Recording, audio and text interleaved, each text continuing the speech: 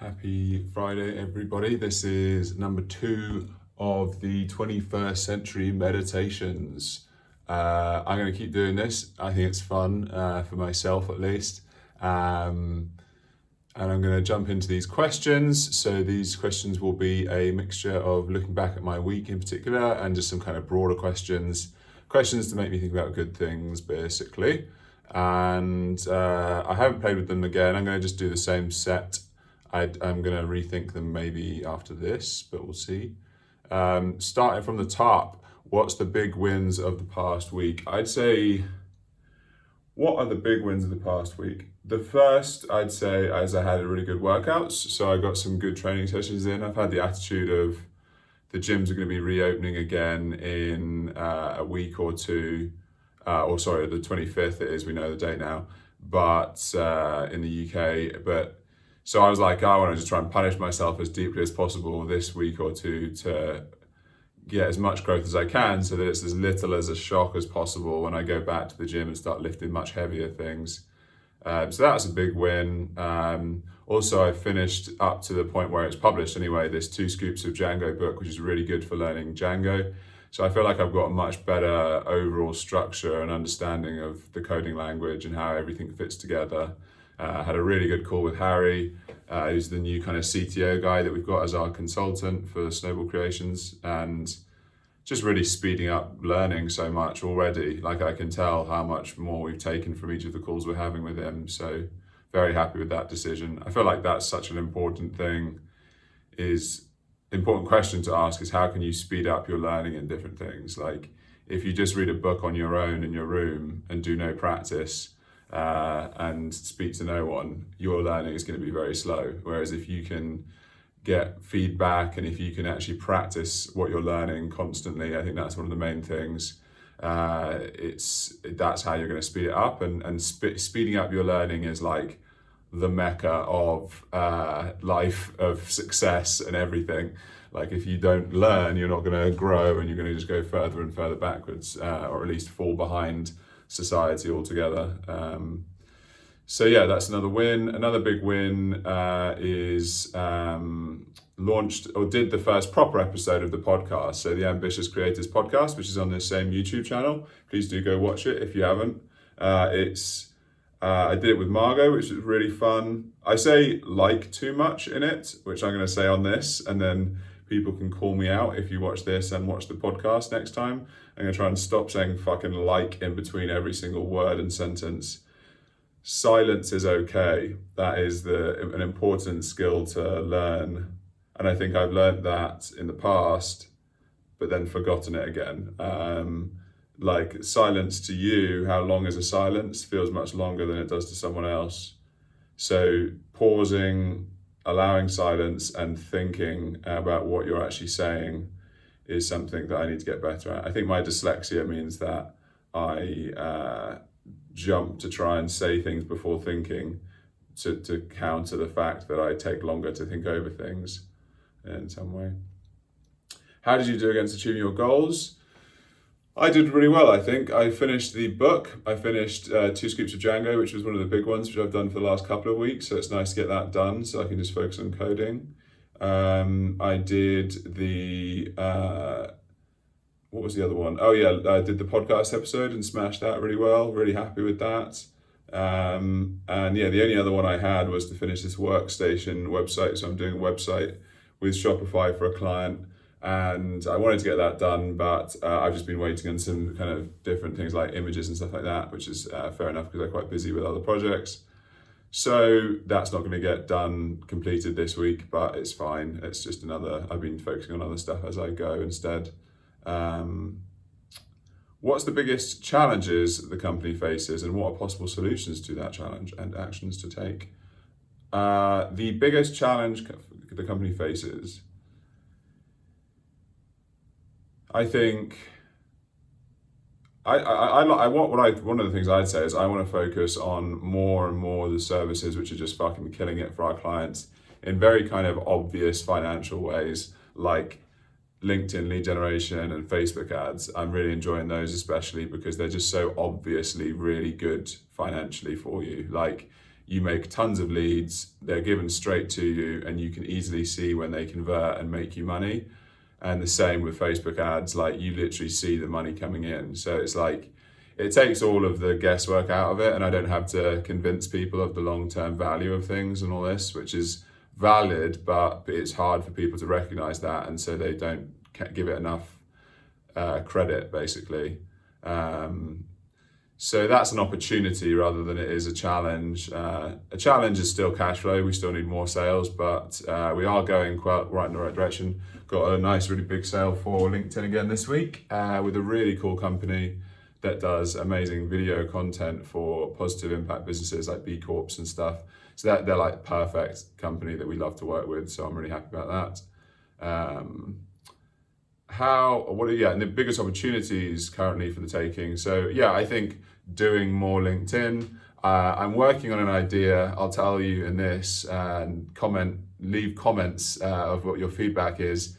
I think that one of the big problems with people in small businesses, starting small businesses or founders, is structure and execution. So I get lots of people giving me ideas of their business and they don't know what the fuck to do with it. So they often don't know sales and marketing in particular, or also just how to manage a team or how to manage their time or how to be self-employed and drive a business forward. And I think that's actually one of the things I'm best at, actually, is in terms of skill sets.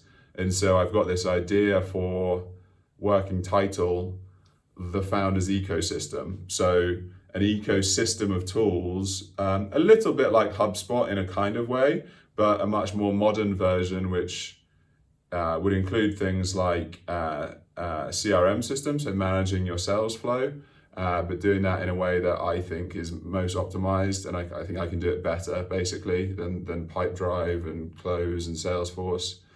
And also just like structure around, what are the key numbers? Like a lot of people are scared of maths, basically, and so they don't figure out what their average conversion rate is, and some of these metrics and KPIs, like key performance indicators, and recognizing those and tracking those. And that's so important to grow a business and just being sales focused. So I want to build this kind of founders ecosystem, which basically centralizes you and focuses you to say, what is your mission? What is the core objective of the business? Like say, start making sales. What are the key results that you think are going to mean that you've hit that? Okay, make 4 sales for your business, 4 big B2B sales. And then that trickles down into everything else. So you'll have like a plan for your average week, like I do with Trello, CRM system to sell into that, and then like analytics on, how is one website doing, how's Facebook versus Instagram versus LinkedIn doing, versus cold email, etc., to try and help people make good business decisions and have discipline about their average working day so that they actually execute well. I don't know if that sounds of interest to you, if anybody's watching this. I'm really interested in it though. I think it fits all of the skills I'm really good at, and I can build that out now with these new coding skills, which I've got, which I'm really excited for. Who's impressed me this week? Harry, definitely, our new CTO. I just think we've learned so much from him. Chris Hunt, who I work with, he's managed to smash this coding course, literally just doing Heroku, this kind of last stage of posting live onto the internet. So that's really good. He's like taking it on himself to speed up and like take ownership and charge forward. And now me and him are both basically developers in a very roundabout way. And so in a deeper sense, a developer rather than WordPress and Shopify and things. And that's a huge thing. That's going to like empower both of us to be able to do a lot more with our lives. How has my energy been? My energy has been good. Right now, I am slightly sleepy because I got slightly less sleep, got weird dreams. I'm always having weird fucking dreams of just the weirdest shit ever, like absolute chaos in my head. What am I grateful for? I am grateful for that we are going in the right direction financially, grateful for money coming in that I can pay out to my team and everything. Grateful for having a team that's all working smoothly and succinctly away from everything. I'm grateful for the the support I'm getting from AJ as well, in terms of my training and everything, losing weight, all of that kind of stuff. I'm grateful for that support. What am I reading, listening to, and what have I taken from it? So I'm listening to this Django Chat podcast, which is basically this podcast all about Django, which is the framework that's connected to Python. And Python is this kind of basic language that you use to build stuff. And Django is like how to build a website template. It's like tools to make it easy to build websites. That's the best way to describe Django. And so the podcast is really good because it kind of gives me this more broader stroke view and conversations around coding and what tools are useful, what packages I should take advantage of, and all the rest of it. So I'm trying to basically just fucking engross myself in coding. I remember I've had multiple developers just be like, you just don't try and learn it yourself, just pay someone to do it. Like, well, this is the best way to make me do anything, is to tell me to not fucking do something. Why don't you go fuck yourself and I'm gonna fucking do it. You are judging me as not being able to code. Well, fuck you, I work twice as much as you do, so I'm gonna learn to code and run and build a business at the same time. People have limited views of what's possible, and my success will shine a light on their failures, and they don't like that, so that's why they tell you that you can't learn to code. Anyone can learn to code. How could I lift up someone else? We're doing some really cool stuff with TikTok, and I'm trying to give that to lots of people through this partner we've got. I think that would be fun. And what else? How else could I lift someone up?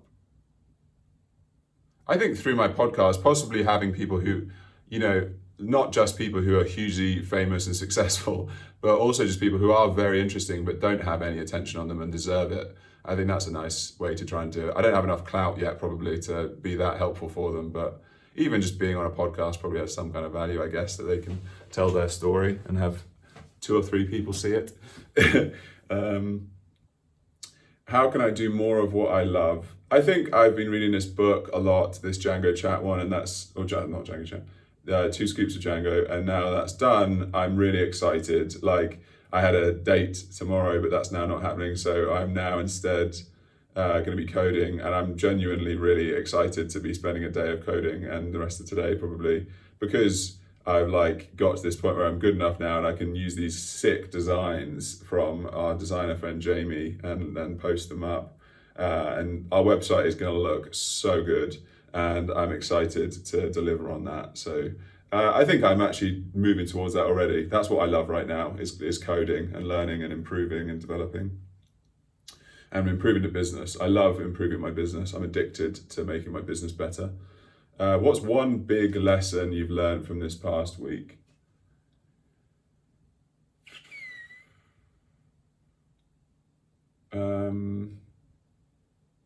Don't say in between every single sentence. Fuck that. That pissed me off watching my own YouTube podcast episode. A reminder that having people who know a lot more than I do around and taking their advice, like Mo, my stepbrother, for all of this JavaScript stuff, and Tailwind CSS, and Andy, my other friend, and then Harry helping us with Python and Django, is just such an accelerator of yourself if you have people around you that are smarter and better than you at stuff. So I think that's really exciting. Another one, just to throw in, business partnerships. We're making a really big partnership with TikTok.